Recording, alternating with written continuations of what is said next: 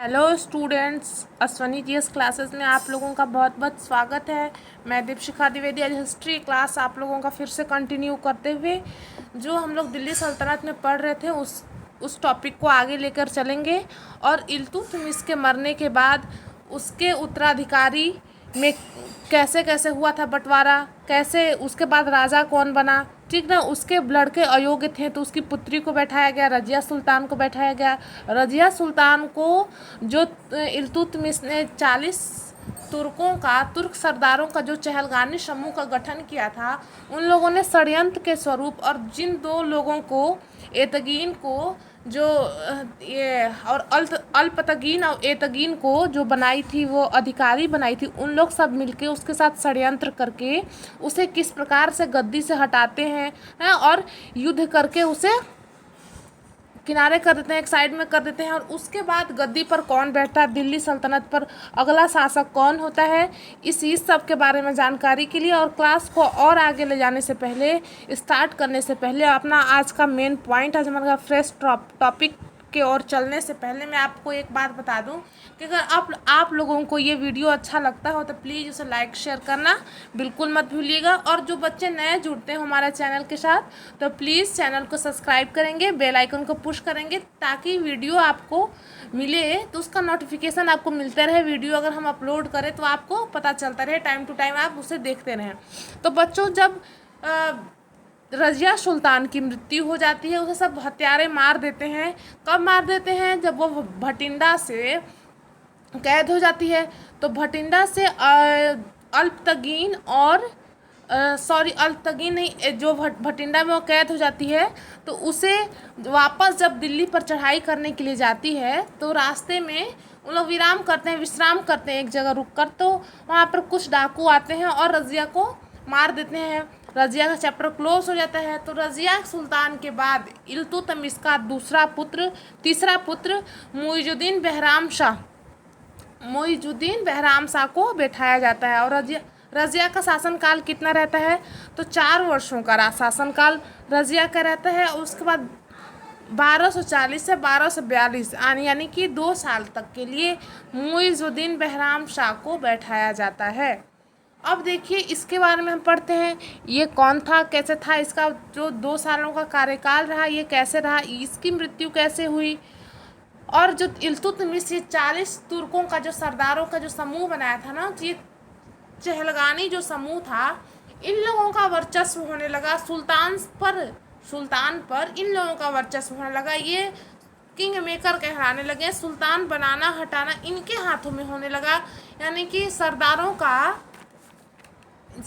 के पास उसकी शक्ति में बढ़ोतरी होने लगी। सरदारों का शक्ति आए दिन बढ़ता चला गया, बढ़ता रहा। ठीक है, तो इसके बाद चलिए इसको देखते हैं और इसके बारे में क्या पढ़ा जाएगा। आपके स्क्रीन पे आपको आपका टॉपिक दिख रहा होगा। अब आज का हमारा फर्स्ट पॉइंट क्या होगा उसे भी आप देखिए। तो देखिए, रजिया की मृत्यु के बाद 40 सरदारों का एक समूह था, बिल्कुल चहलगानी जिससे कहा जाता था। तुर्क सरदार नाम मात्र के सुल्तान इल्तुतमिश के वंशज को बनाने लगे और समस्त शक्ति अपने हाथ में रखने लगे। बिल्कुल यही आपको बताया गया है। इन्हीं 40 तुर्क अमीरों में से एक उभरते हुए शक्ति के रूप में कौन था?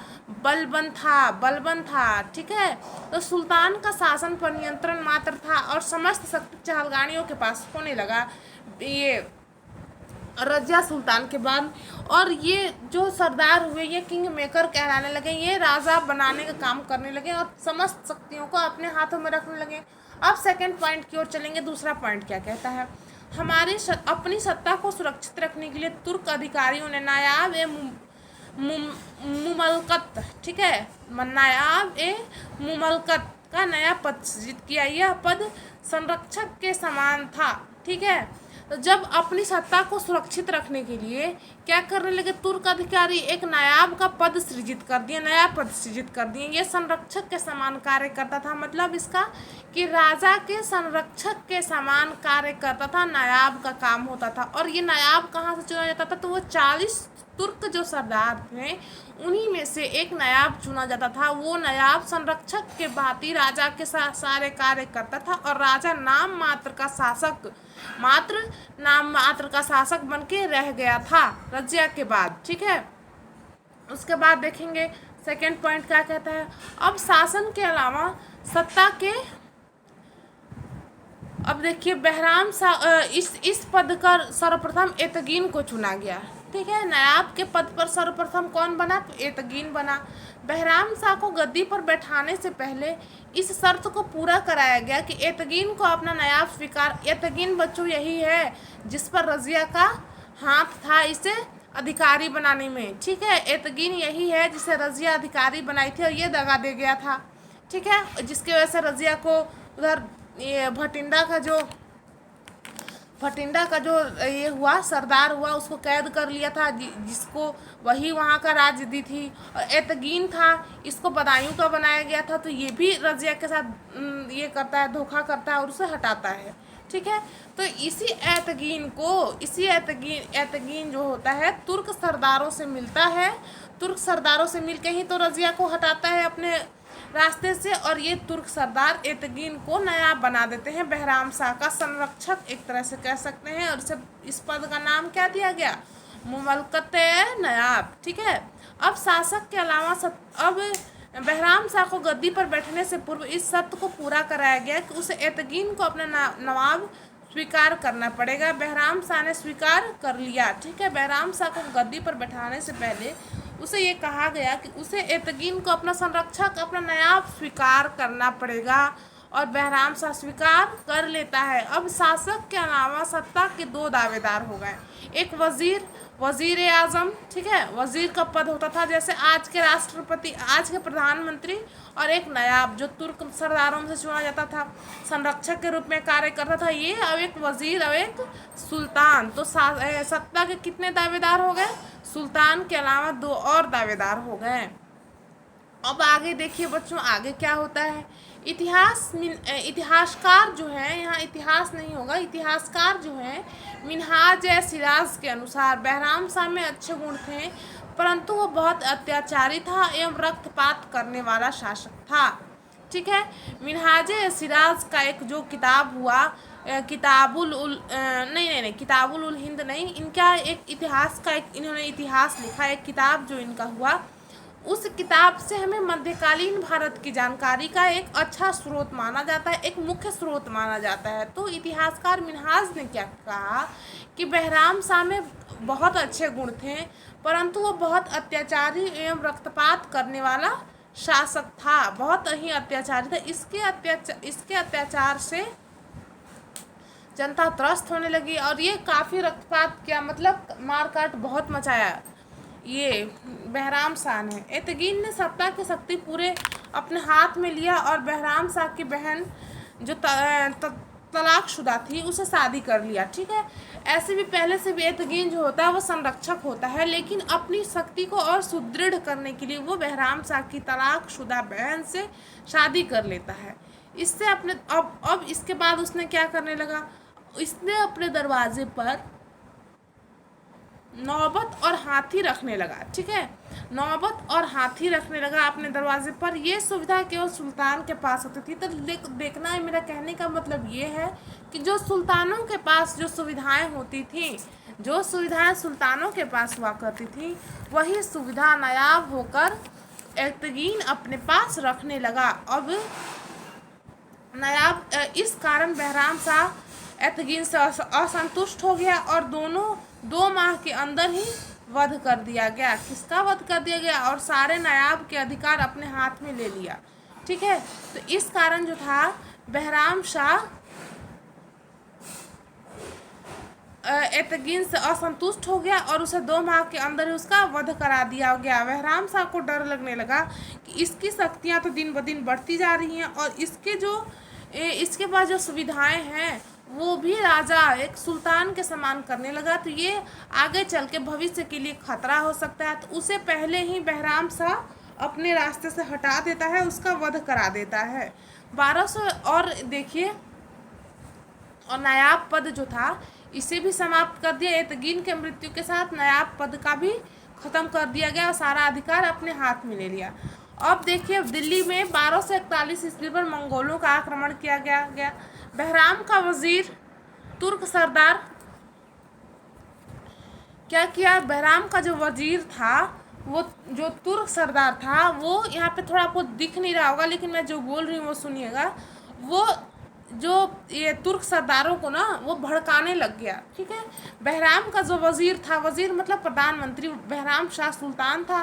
नायाब जो था एतगीन था, उसे मार दिया गया। जो उसका वज़ीर था प्रधानमंत्री, वो क्या किया कि तुर्क सरदारों जो चहलगानी का समूह था ना, उन लोगों को भड़काने लगा कि वो शाह पर हमला करें, और इस युद्ध में हमला करने के लिए भड़काने लगा। इस युद्ध में क्या क्या हुआ, यहीं से शाह की समाप्ति हो गई, ठीक है। बहराम शाह की समाप्ति यहीं से होगा। उसका कारण कौन कौन होता है? इसका कारण वज़ीर बनता है, बहराम शाह का वज़ीर बनता है। इसका कारण बहराम शाह का वज़ीर जो होता है, प्रधानमंत्री जो होता है, नायाब के बाद इसके पास भी काफ़ी शक्तियाँ होती हैं। तो ये तुर्क सरदारों को बच्चों भड़काने लगता है।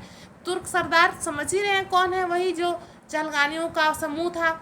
तो वो क्या करते हैं, उनको भड़काता है कि वो शाह पे हमला करें, और वो शाह पे हमला करते भी हैं। और इस युद्ध में शाह के साथ कुछ कौन कौन लड़े थे? शाह के कुछ गुलाम जो हुआ करते थे, और दिल्ली के नागरिक, ठीक है।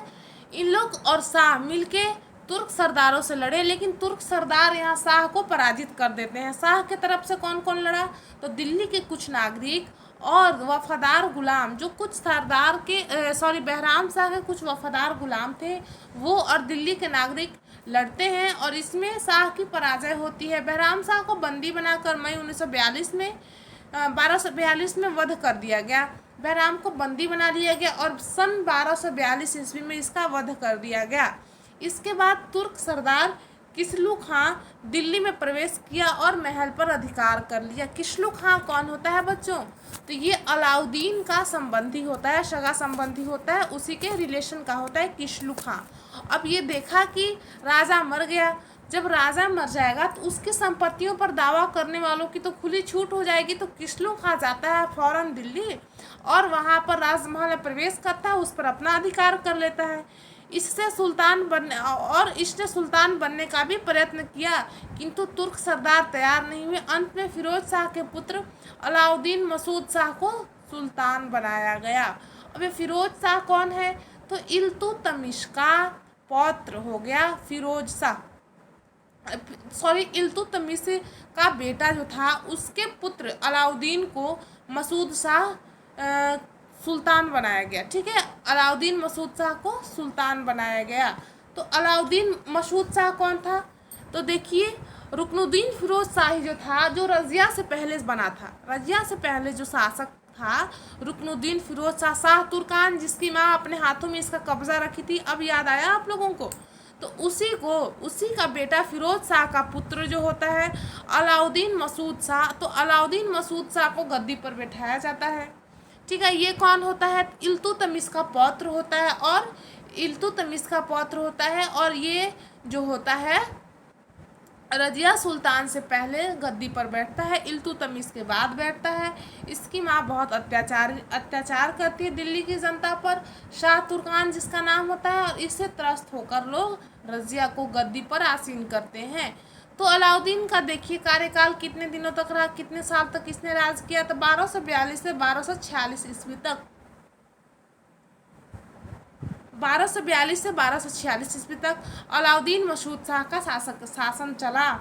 अब देखिए बच्चों, दिल्ली में अभी जो चल रहा है, अभी जो दिल्ली की उस समय की स्थिति क्या थी कि अलाउद्दीन कुतुबुद्दीन ऐबक जो था, पहले अपना नींव डालता है गुलाम वंश का, लेकिन वो ज़्यादा दिन तक रह नहीं पाता, 3-4 साल के अंदर ही वो मर जाता है। घोड़े से गिरकर, चौगान से गिरकर उसकी मृत्यु हो जाती है, और यहाँ से बहुत बार क्वेश्चन भी बन चुका है, ठीक है। इल्तुतमिश के बाद बहुत जद्दोजहद करके इल्तुतमिश अपने विरोधियों को मार के हटा के राजा बनता है। तो इल्तुतमिश तक जो था, वहाँ पर कुछ जो दिल्ली में जो रहता है, वहाँ पर शासन कुछ व्यवस्थित चलता है, नियमित चलता है। लेकिन इल्तुतमिश के बाद फिर वही हो जाता है कि बहुत कम सालों के लिए, बहुत कम समय के लिए बहुत अयोग्य शासकों का हुआ। और इन जितने इल्तुतमिश का ऐसा भी क्वेश्चन आता है कि इल्तुतमिश के जितने भी उत्तराधिकारी थे, उसमें से सबसे योग्य शासक आपसे पूछा जाए कौन था, तो आपका जवाब क्या होगा? तो वो थी रज़िया सुल्तान। रज़िया सुल्तान के बारे में कुछ इतिहासकार ऐसा भी लिखते हैं बच्चों कि यदि वो महिला नहीं होती तो वो बहुत अच्छे से अपना शासन चलाती, बहुत आगे अपने इसको लेकर जाती, अपने वंश को बहुत आगे लेकर जाती का मतलब था उसका साम्राज्य विस्तार बहुत अच्छे तरीके से करती। लेकिन उसका मात्र यही कसूर था कि वो महिला थी, वो महिला नहीं होती तो बहुत अच्छे से अपना राज्य संभालती। ठीक है, तो इल्तुतमिश के बाद बहुत जैसे गठबंधन की सरकार बनती है तो पता नहीं होता है कि कब गिर जाएगी, कब किसमें इसमें क्या होगा। तो उसी तरह से 2 साल के लिए, 4 साल के लिए, 3 साल के लिए, 1 साल के लिए शासक और अयोग्य शासक बनते गए। और वो शासक ऐसे शासक बने जो तुर्कों का, सरदारों का जो चहलगानी समूह बना दिया था, उनके हाथ में कठपुतली मात्र के सब शासक बनते गए।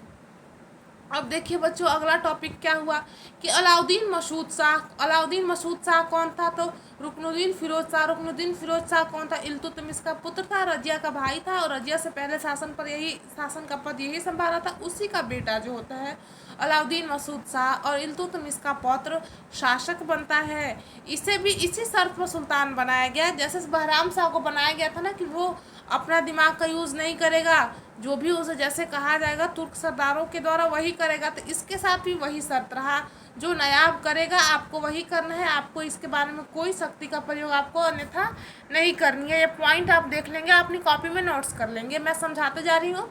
ठीक है, अब इसको मैं पढ़ के आपको समझाते जा रही हूँ पॉइंट टू पॉइंट। अब देखिए, नायाब के पद का सृजन पुनः किया गया। जो बहराम शाह अपने नवाब जो था एतगीन को मार के नवाब पद ख़त्म कर देता है।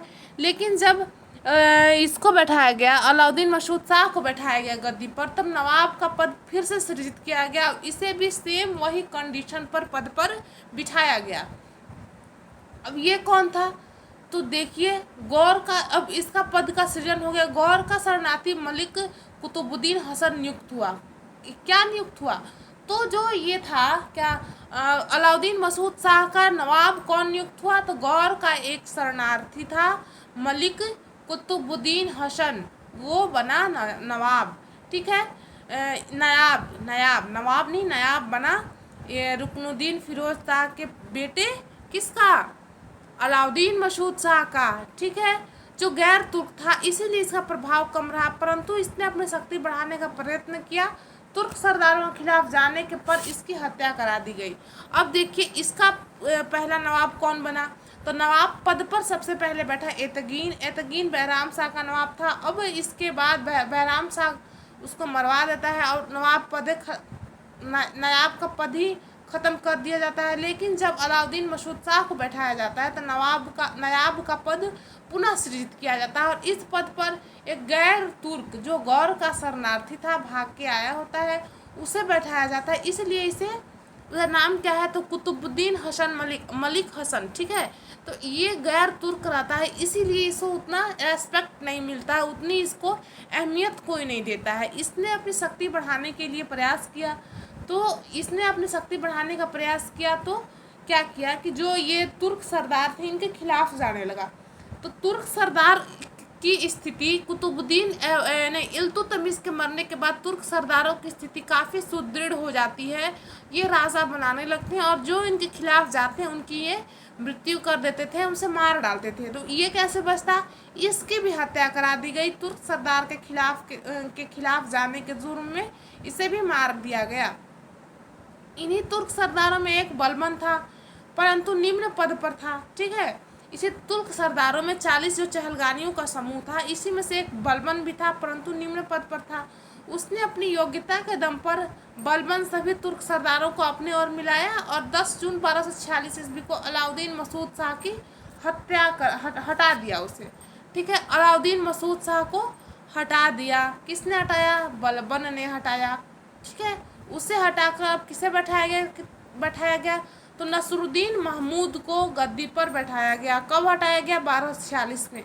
1242 में ये बैठा, 1246 में से हटा दिया गया। उसके बाद कौन बैठा? तो नसरुद्दीन महमूद। उसके बाद गद्दी पर कौन बैठा? नसरुद्दीन महमूद।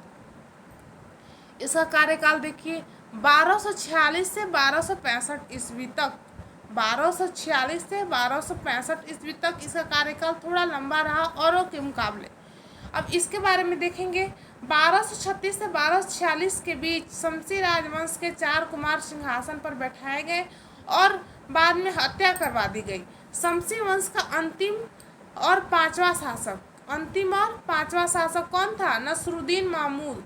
शमसी वंश जिसका कुतुबुद्दीन ऐबक जो था शमसी वंश का था, और इसके 4-5 कुतुबुद्दीन इल्तुतमिश के बाद 4 और लोगों को बैठाया गया, उन्हें हटाया गया। 5वें नंबर में कौन था? नसरुद्दीन महमूद शाह। नसरुद्दीन महमूद शाह था। अब इसका कार्यकाल कैसे चला, इसके कार्य क्या हुए, इसको कैसे हटाया गया और इसकी क्या अवगुण थे, गुण थे, सब के बारे में हम पढ़ेंगे। सुल्तान बनने से पूर्व वह बहराइच का हकीम था। बहराइच कहाँ है? तो उत्तर प्रदेश का एक ज़िला है बहराइच, ठीक है।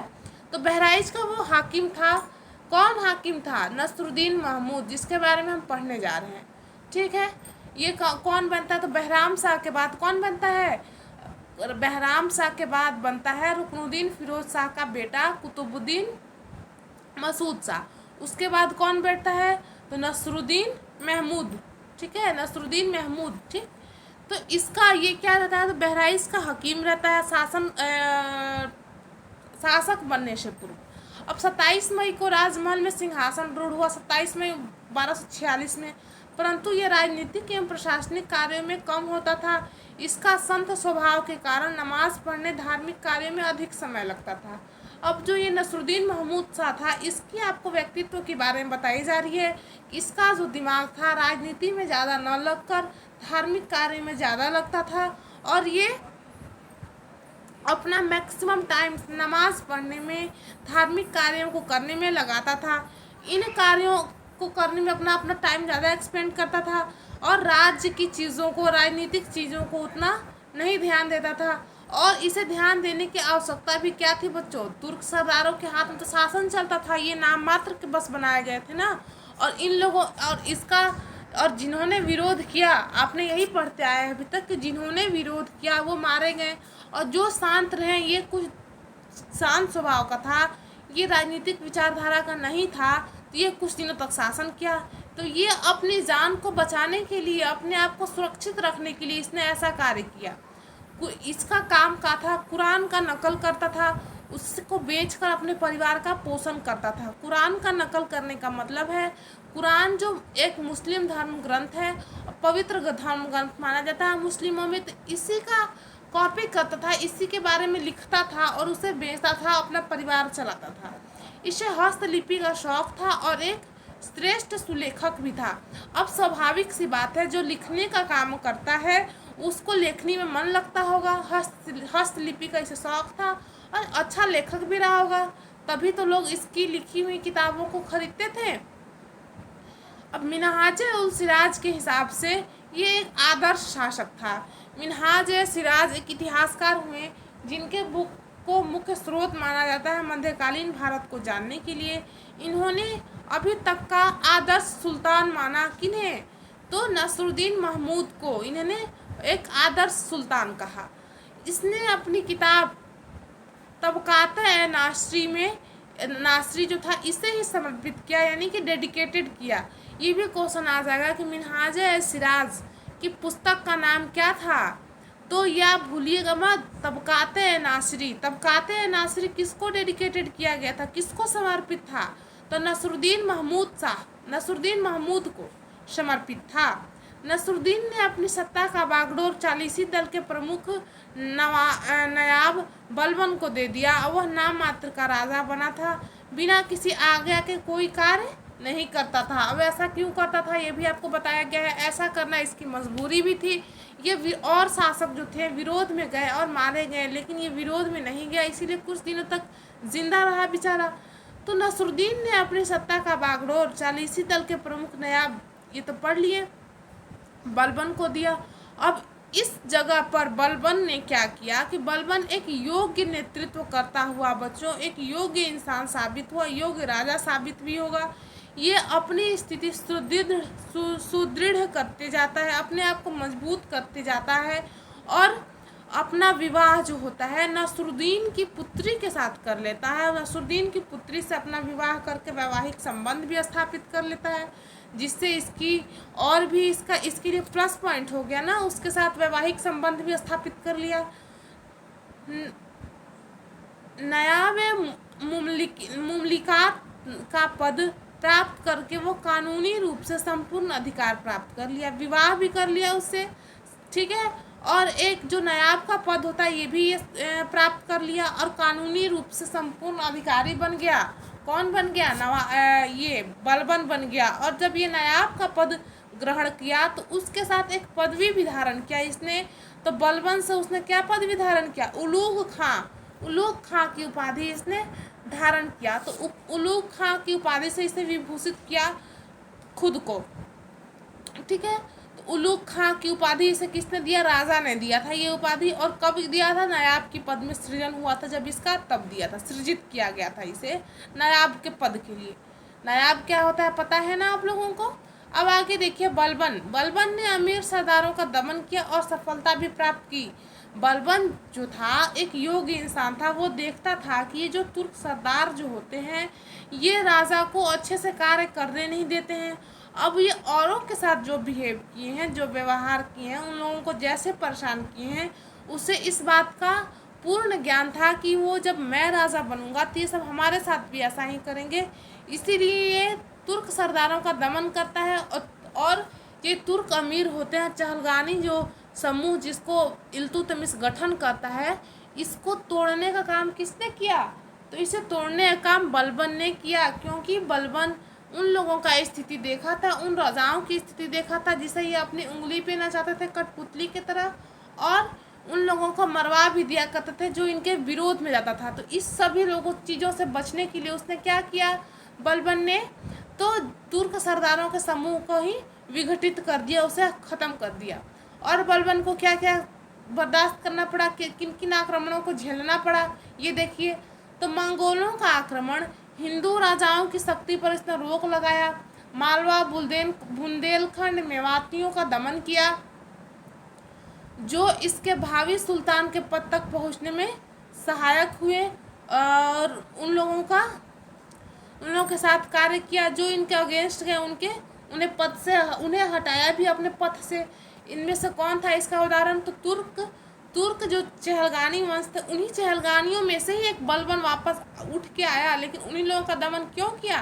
क्योंकि वो पूर्ण रूप से इस बात से वो बिल्कुल वाकिफ था कि ये जो तुर्क सरदार हैं उनके साथ वही हश्र उनका करेंगे जो अन्य सरदारों को किए हैं। वो नहीं चाहता था, इसलिए उनका दमन कर दिया। 1265 ईस्वी में नसरुद्दीन की अचानक मृत्यु हो गई। इसकी मृत्यु के बाद इल्तुतमिश के दौर से चला आ रहा शमसी वंश और तुर्क अमीरों के बीच का संघर्ष भी समाप्त हो गया। अब जब शमसी वंश के वंशज ही नहीं बचे, जब शमसी वंश के वंशज ही नहीं बचे, तो संघर्ष जो हुआ करता था अब ये भी खत्म हो गया, क्योंकि तुर्क सरदारों का भी खत्म हो गया, ये भी हट गए, इन्हें बलबन ने हटा दिया। और जो शमसी वंश के जितने राजा थे ये भी, अब इनमें कोई नया युवराज नहीं बचा था कि आगे पद को संभालता। तो ये संघर्ष जो चला आ रहा था इल्तुतमिश के समय से ही ये समाप्त हो गया। एक लंबे दौर तक संघर्ष चला और समाप्त हो गया। अब देखिए, कुछ इतिहासकार ने कहा कि सुल्तान बीमारी से मरा, कुछ एक ने कहा कि बलबन ने विष देकर मार डाला, उनके वंशजों को भी वध कर दिया और राजा बन गया। अब देखिए बच्चों, अब जो शमसी वंश का आपने देख लिया कि 5वां जो राजा था नसरुद्दीन महमूद था और ये मर गया, इसकी मृत्यु अचानक हो गई। तो इसमें कुछ इतिहासकारों में अभी विवाद है, कुछ क्लियरिटी नहीं है। कुछ कहते हैं कि वो अपने ही मर गया था, कुछ कहते हैं बीमारी से मरा था, कुछ कहते हैं कि उसे बलबन ने मारा था विष देकर, और उसके जो वंशज थे शमसी वंश के और भी जो वंशज थे उन लोगों का भी वध करता है बलबन, और बैठ जाता है गद्दी पर बैठ जाता है बलबन। अब बलबन की स्टोरी स्टार्ट होती है, और बलबन के बाद दिल्ली सल्तनत का ये आखिरी सुल्तान इसको कह लीजिए, इसके बाद दिल्ली सल्तनत का गुलाम वंश ख़त्म हो जाएगा और खिलजी वंश का स्टार्ट करेंगे हम, खिलजी वंश आ जाएगा। बलबन को पढ़ लेंगे। ये थोड़ा सा लंबा चैप्टर जाएगा बलबन के लिए। अब इसे पढ़ने के बाद हम हमारा गुलाम वंश कंप्लीट और खिलजी वंश में एंटर करेंगे। तो बलबन कौन था और इसने क्या क्या कार्य किए, इसके बारे में हम जानेंगे। आपकी स्क्रीन पर देखिए क्या आ रहा है। नसरुद्दीन का कोई दावेदार नहीं होने पर सत्ता बलबन के हाथों में गई थी। बलबन अगला शासक बना और द्वितीय इलवारी वंश का स्थापना किया। द्वितीय इलवारी वंश से मेरा मतलब है कि प्रथम इलवारी वंश का शासक कौन रहा, तो कुतुबुद्दीन ऐबक इलवारी वंश का होता है और इल्तुतमिश जो होता है वो शमशी वंश का होता है। तो इलवारी वंश का प्रथम शासक कुतुबुद्दीन ऐबक और दूसरा शासक बलबन। ठीक है, इसने इलवारी वंश का स्थापना किया। अब गयासुद्दीन बलबन के बारे में पढ़ेंगे। उपाधि इसे क्या क्या थी, तो उलूग खां के रूप में इसने उपाधि धारण किया था। इसे राजा जो थे नसरुद्दीन महमूद उसे उलूग खां कहते हैं। और उलूग खां का उपाधि कब धारण किया था, जब उसका नायाब बना था, नसरुद्दीन का जब नायाब बना था। और दूसरा उपाधि क्या करता है, जिल्लाह का उपाधि धारण करता है। इसका मतलब क्या होता है, ईश्वर का छाया, ईश्वर का प्रतिबिंब, ईश्वर का छाया। ठीक है, स्वयं को धारण करता है, उपाधि देता है स्वयं को। इसकी जाति क्या होती है, तो इलबारी तुर्क होता है। वास्तविक नाम क्या होता है, तो बहाउद्दीन। गयासुद्दीन बलबन का वास्तविक नाम बहाउद्दीन है। ये सुल्तान गुलाम वंश के तुर्क चहलगानी का सदस्य था और पहले ये काम क्या करता है, तो चहलगानियों का ही दमन करता है, क्योंकि ये जानता है कि ये तुर्क सरदार नहीं है, किंग मेकर का काम कर रहे हैं। किंग को हटाने का काम भी ये कर सकते हैं, मुझे भी हटा सकते हैं, युद्ध के लिए ये कर सकते हैं, लड़ाई कर सकते हैं, युद्ध के लिए कह सकते हैं। इसीलिए इसी डर के मारे इन्हें हमेशा इनको कुछ ना कुछ ये एक्टिविटी करते रहता था। और इसी एक्टिविटी के दम पर वो सुल्तान का पद पर पहुंचा और देख लिया कि ये सुल्तान जैसे और ये जो तुर्क लोग हैं और सुल्तान का जो बिहेव करते हैं मेरे साथ भी करेंगे, इसलिए इसे दमन कर देता है। और इसने क्या क्या किया, बलबन ने सैन्य विभाग दीवाने अर्ज का गठन किया। क्वेश्चन पूछ सकता है कि दीवाने अर्ज का गठन किसने किया, तो बलबन ने किया। इल्तुतमिश को आजित मामलिक के पद पर नियुक्त किया। ठीक है, इल्तुतमिश को कहाँ से, इमादुल मुल्क को अजीत मामलिक पद पर नियुक्त किया। गुप्तचर विभाग का गठन किया। ये सब उतना इम्पोर्टेंट नहीं है, बस इसे देख लीजिए किसने क्या क्या किया। चहलगानियों का दमन किया, चहलगानी वंश को हटाया। ये बलबन इलबारी तुर्क था, चहलगानियों का ही सदस्य था। राजा बनने के बाद सर्वप्रथम वो राजा बनने से पहले वो उलूग खां की उपाधि लेता है। उसके बाद ईश्वर का छाया अपने आप को घोषित करता है। इसके बाद ये क्या करता है, चहलगानियों का वध करता है, का दमन करता है, सैन्य विभाग का गठन करता है जिसका नाम दीवाने अर्ज होता है। आपसे ये भी पूछ सकता है कि दीवाने अर्ज किस प्रकार का पद होता है, तो सैनिक पद होता है, सैन्य अधिकारी होते हैं। ठीक है, इसने गुप्तचर विभाग का गठन किया। सामंतों की गतिविधियों पर नज़र रखने इसका उद्देश्य था। तो बलबन से पहले सामंतवाद का युग आ जाता है। सामंत राजा से ज़्यादा शक्ति सामंतों के पास होने लगता है और इसी चीज़ पर कंट्रोल करने के लिए बलबन जो होता है क्या करता है, तो गुप्तचर विभाग का गठन करता है ताकि वो सामंतों के द्वारा किए गए सभी कार्यों पर नज़र रख सके। और क्या किया, सेना में योग्य सैनिकों का गठन करने लगा, उन लोगों को नगद वेतन देने लगा। सेना का केंद्रीकरण किया, मतलब केंद्र स्तर पर सेना रखने का कार्य किया बलबन ने। बलबन एक पहला शासक था जिसने किला बनवाने पर ध्यान दिया। इसने फारसी प्रथा सिजदा व पैबोस प्रथा चलाई। अब ये देखिए, आपसे पूछा जा सकता है कि सिजदा व पैबोस किसने चलाई, तो बलबन ने चलाई। ये क्या है सिजदा और पैबोस, तो सिजदा और पैबोस का मतलब है कि सिजदा करना किसके, तो राजा के पैरों में, सुल्तान के पैरों पर जितने भी उसके दास होंगे, गुलाम होंगे, उसके जितने भी अधिकारी होंगे, राजा जब दरबार में आएगा तो उसके सामने, उसके पैरों पर लेटकर, उसके पैरों के सामने लेटकर उसके पैरों को चूमकर उसका स्वागत करेंगे। ये एक फारसी प्रथा थी जिसे बलबन ने चलाई। इसने अपनी योग्यता के दम पर बलबन गुलाम से सुल्तान के पद पर पहुंचा। ठीक है, ये आपको पता है, गुलाम से सुल्तान के पद पर पहुंचता है। इसके कार्य आपने देख ली, इसने क्या क्या कार्य किए। बलबन जो होता है बहुत उम्र ज़्यादा अधिक होने पर, कम से कम सबसे ये 40 वर्ष की अवस्था में इसने सुल्तान का पद प्राप्त किया और वयोवृद्ध होने तक वो राज्य भी करता है। इसने शहजादा मोहम्मद के और देखिए, बलबन बहुत वृद्ध होने के कारण मर जाता है। इसके उत्तराधिकारी विलासी प्रवृत्ति के थे। बलबन के जितना संघर्षी प्रवृत्ति के न होने के कारण बलबन के जो वंशज हैं आगे अपने राज्य को संभाल नहीं सके। तो जब बलबन मर जाता है बच्चों, तो शहजादा मोहम्मद के बड़े पुत्र कैखुसरो को अधिकारी चुना गया। 1887 ईस्वी में बलबन की मृत्यु हो गई। ठीक है, बलबन मर जाता है। कैसे मर जाता है? वृद्धावस्था आ जाती है, बहुत वृद्ध हो जाता है। सबसे अधिक उम्र में ये सुल्तान भी बनता है बलबन। बलबन क्या करता है? सिजदा एवं पैबोस चलाया और दीवाने अर्ज का गठन किया। ठीक है, और क्या किया? इसने गुप्तचर विभाग का गठन किया जो सामंतों पर नज़र रखता। इसने चहलगानियों का जो दमन किया। चहलगानी समूह ही पूरा नष्ट कर दिया, हटा दिया। रौह एवं रक्त की नीति अपनाने वाला पहला शासक बलबन होता है। उलूग खां की उपाधि धारण करता है। कब करता है? इसे उपाधि दिया जाता है नसरुद्दीन महमूद के तरफ से नायाब के पद पर सृजित जब होता है, चुना जाता है। सृजित नहीं कहेंगे, चुना गया था जब तब। ठीक है, इसके कार्य देख लिए। इसने क्या क्या किए? किला बनाने पर ध्यान दिया। लौह एवं रक्त की पॉलिसी को अपनाया। ब्लड एंड आयरन की पॉलिसी को किसने अपनाया? तो बलबन ने अपनाया। नवरोज त्योहार आरंभ करने वाला शासक बना बलबन। बलबन क्या क्या किया ये आप फिर से एक बार सुनेंगे। देखिए, बलबन जो था, सबसे पहले तो आप जानेंगे कि इसका रियल नाम क्या था। तो बहरुद्दीन करके इसका नाम था।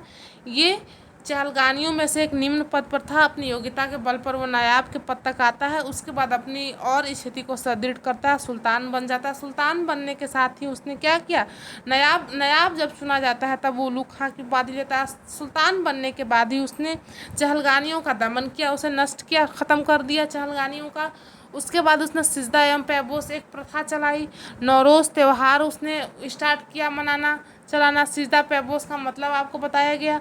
और उसने किला बनवाने पर ध्यान दिया। दीवाने अर्ज का गठन किया। सैनिकों का केंद्रीकरण किया। सैनिकों को योग्य सैनिकों का भर्ती कराने लगा। लोगों को, सैनिक जब मर जाते थे तो उनके घर वालों को पैसा देना प्रारंभ करवाया और सैनिकों का मंथली वेतन पर अपने सैनिकों को रखने लगा। केंद्रीकरण किया। ठीक है, नौरोज़ त्यौहार स्टार्ट किया, ये भी हो गया। और इसने किला बनाने पर ध्यान दिया। लौह एवं रक्त यानी कि ब्लड एवं आयरन की पॉलिसी को अपनाता है। तो ये सब बलबन के कार्य हुए। इसने क्या क्या कार्य किए? बलबन की मृत्यु कैसी होती है? तो बहुत वयोवृद्ध हो जाने के कारण वो मर जाता है। ठीक है, अब बलबन के बारे में इससे ज़्यादा आपको पढ़ने की आवश्यकता नहीं है।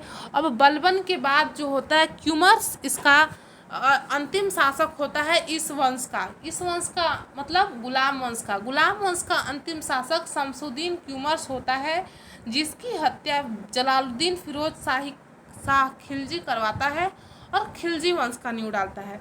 तो बलबन के मृत्यु के बाद ही गुलाम वंश का भी मृत्यु कह दीजिए समाप्त ही हो जाता है, ख़त्म हो जाता है गुलाम वंश। तो गुलाम वंश का कितने दिनों तक चला? तो जब से कुतुबुद्दीन ऐबक से लेकर बलबन तक स्टार्ट हुआ। कुतुबुद्दीन ऐबक से स्टार्ट हुआ और बलबन पर समाप्त हो गया। इससे आपको कितने भी क्वेश्चन आ सकता है। इसे देखिए, गुलाम वंश को मामलुक वंश के नाम से जाना जाता है। स्लेव डायनेस्टी इसे इंग्लिश में कहते हैं। इसका वास्तविक शासन कुतुबुद्दीन ऐबक था। इसे कुरान खमा भी कहते हैं। ठीक है, इसे पील बख्श भी कहा जाता है, लाख बख्श कहा जाता है। तो ये सब आपको जानना है। कुरान खमा का मतलब क्या होता है आपको बताया गया। कुरान को बहुत सुरीली आवाज़ में पढ़ा करता था इल्तुतमिश। वास्तविक शासक इल्तुतमिश और वास्तविक संस्थापक, केवल संस्थापक पूछा जाएगा तो ऐबक का नाम लेंगे, और वास्तविक जहाँ लग जाएगा तो इल्तुतमिश का नाम लेंगे। सुल्तान का पदवी धारण करने वाला प्रथम शासक इल्तुतमिश। बगदाद की खलीफा से इजाज़त लेके सुल्तान पदवी धारण करने वाला शासक इल्तुतमिश था। ठीक है। प्रथम महिला शासिका तो रजिया सुल्तान होती है। रजिया सुल्तान कौन थी? इल्तुतमिश की बेटी होती है। रजिया सुल्तान के पहले शासन का पद कौन सा संभालता है? तो जिसकी माँ थी ना शाह तुर्कान जो होती है, अत्याचारी होती है, उन लोगों को इसके वजह से उसको हटाया जाता है, रजिया को बैठाया जाता है। उसके बाद कौन करता है? इन सब शासकों का नाम याद रखते जाइएगा, और इनका कार्यकाल भी याद रखते जाइएगा हो सके तो। इनके द्वारा किए गए प्रमुख कार्य तो कुतुबुद्दीन ऐबक जो था क्या क्या बनवाता है? कुतुब मीनार को बनवाता है। आपका ये शॉर्ट समरी में रिवीजन करवा रही हूँ, गुलाम वंश में क्या क्या घटना होती है, इसे ध्यान से सुनेंगे और लिखते भी जाएंगे यदि आप नोट नहीं किए होंगे तो। कुतुबुद्दीन ऐबक क्या करता है कि कुतुब मीनार का नींव डालता है।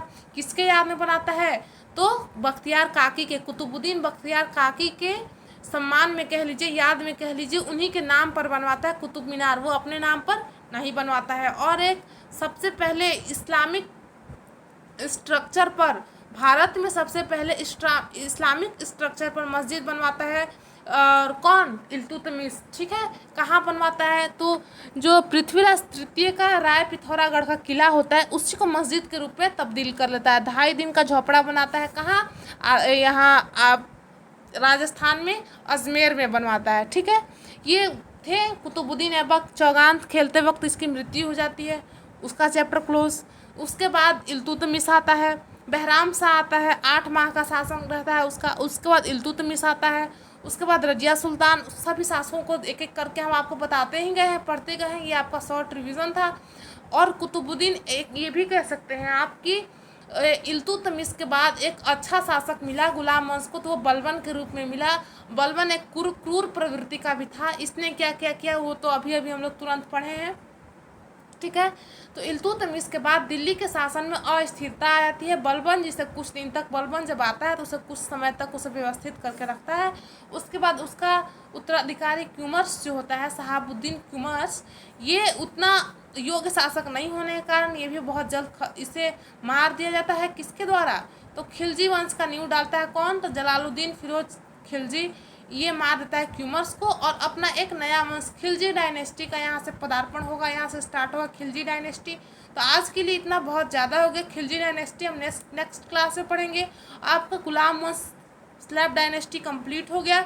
इससे कुछ क्वेश्चन भी आपको डाले गए थे ग्रुप में, कुछ बच्चे देखे होंगे। ठीक है।